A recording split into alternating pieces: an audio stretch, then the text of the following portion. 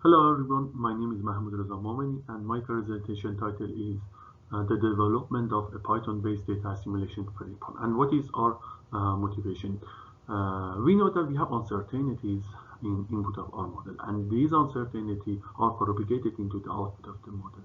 And to reduce these uncertainties, we can use data assimilation techniques. And one of the advanced techniques, data assimilation techniques, is four-dimensional variational techniques, or 4D1.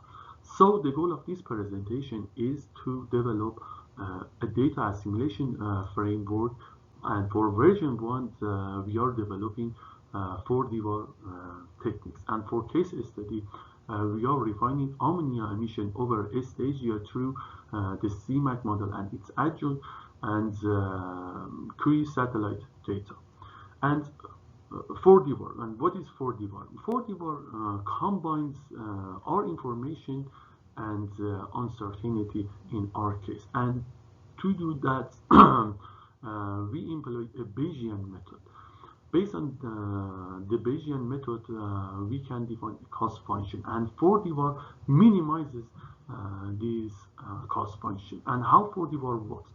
We have input for our model, and we run model based on the input, and we get the output of model, and we compare the output of the model with satellite data, and we get a difference, and we give this difference to the adjoint model, and we get the sensitivity of that difference respect to input.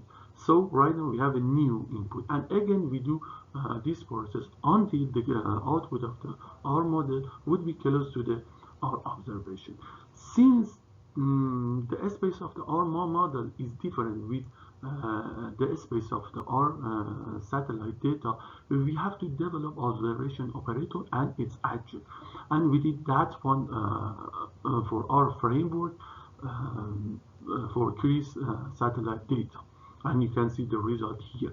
And in the final step, we have to evaluate the output of our observation operator, our CMAC, our and its adjunct, and our CMAC adjunct output, and finally and we have to validate the framework. For evaluation of our observation operator and its adjunct, we use compare variable method. For evaluation of the adjunct of CMAC, we use final difference method, and you can see our results are reasonable. And for validation of our framework, we define a test, and based on the test, we got a good result. Thank you.